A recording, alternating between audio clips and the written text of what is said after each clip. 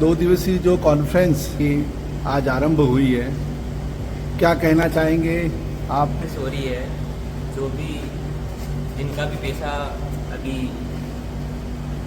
डूबा हुआ है, तो मैं यही कहना चाहता हूँ कि जल्द से जल्द जो है ना ये पैसा उनको मिले पीड़ित परिवारों को, क्योंकि देखो पैसा जो है ना कमाना बहुत मुश्किल रहता है ना।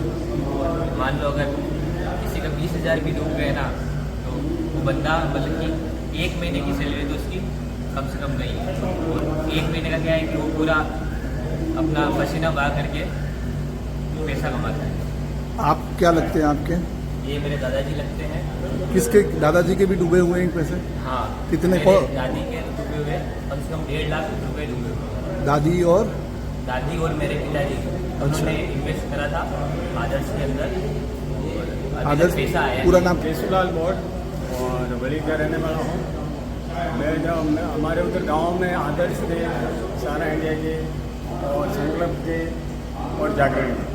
दूसरा संकल्प वाला है हमारे नाम हुआ है बड़ी बेला में, वो कम से कम 10-12 लाख। कितने परिवार होंगे वहाँ पर ऐसे जिनकी राशि डूबी हुई है? जैसे ये संकल्प वाला है वो कम से कम 10-12 में किसी के प्रति। तो आदर्श कोऑपरेटिव सोसाइटी या सारे इंडिया में भी आपका फंसा हुआ है पैसा? हाँ, लोगों का फंसा हुआ है, वो मेरे पास।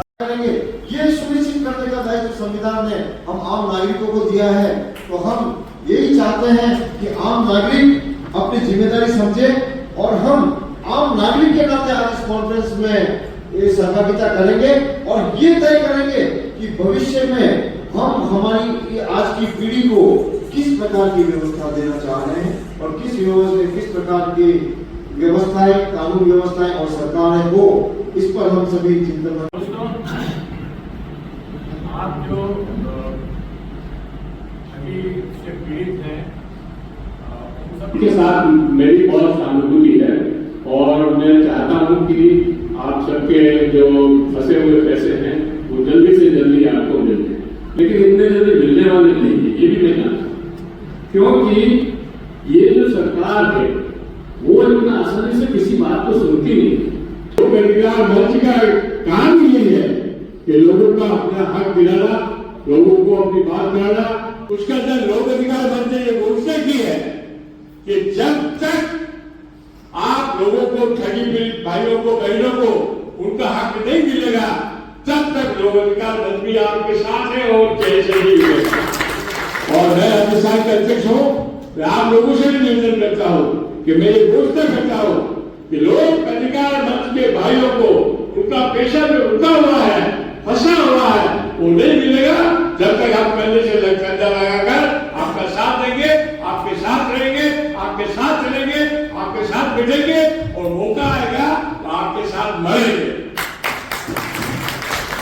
बंधुओं, लोक अधिकार मंच आत्महत्या भी कर बैठते हैं। अधिकारी यूपी से आज ही मेरे पास खबर आई है हमारे ग्रुप में, एक मिश्रा जी करके थे, उन्होंने कल ही आत्महत्या की और ऐसे केस पूरे देश में अब तक 5.5 लाख हो चुके। 5.5 लाख लोगों ने इस देश में इस समस्या को लेकर के आत्महत्या की और 5.5 लाख लोगों में से 1250 लोग तो फौजी थे जो हमारे देश की रक्षा करने सीमा पर बैठ के, उन लोगों ने भी आत्महत्या की ऑन ड्यूटी। मतलब उनकी नीयत साफ नहीं है और नीयत साफ करने का एक ही तरीका है, आगे आने वाला एक इलेक्शन बिहार का उनको हरा दीजिए, उनके चारों का निश्चित कर दीजिए, डिक्लेयर ऑब्जेक्टिव के साथ कहिए कि हम बिहार में ये प्रचार करने आए हैं कि सरकार को हराओ, ये धोखेबाज सरकार है, ये हमसे वादा किया इसने और हमारी कोई मदद नहीं की। और बिहार में भी 20 साल से वो सत्ता में है और बिहार में भी इतने पीड़ित लोग हैं। अगर बिहार के केवल पीड़ित लोग अगेंस्ट होकर मोदी सरकार इस मुद्दे को लेकर खिलाफ वोट कर देंगे, आपकी समस्या सर्दियां हल हो जाएगी। मैं इस बात को मान के चलता हूँ कि उन सबसे अपन है जो कुछ मिलकर उनके ऊपर प्रेशर देंगे तो आगे केंद्र तक वो बात है जो पहुंच जाएगी और उसका निराकरण भी होगा। अधिकारों के प्रति नहीं लड़ेगी तब तक इस भारत का उद्धार नहीं हो सकता। मेरा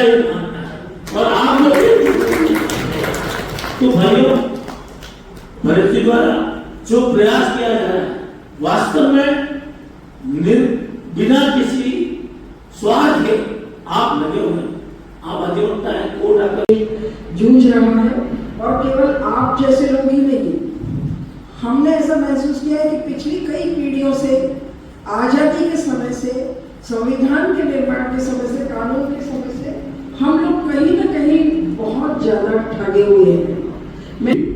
100% सफलता सुनिश्चित करना मुश्किल है, क्योंकि इसके जो प्रताड़ित हुए लोग हैं, जो आपकी जमा पूंजी को छिपा करके रखा था, आई कंपनी में जमा कर दिया था, उनके पास कोई सबूत भी अब नहीं है। कि प्राइवेट कंपनी बन जाएगी केवल 2 व्यक्ति पर और पब्लिक कंपनी लिमिटेड बन जाएगी केवल 7 व्यक्ति पर। वो सब क्या है, समाज 5 शक्तियों से चलता है। ये जनशक्ति है, ये जनशक्ति है, ये क्या कहते हैं महाजन शक्ति है, ये सज्जन शक्ति है, संत शक्ति है, और ये सबसे छोटी अपनी ये शासन शक्ति है। सबसे कमजोर शक्ति है वो सरकार है, और उसी सरकार को हमने सबसे मजबूत शक्ति मान लिया है।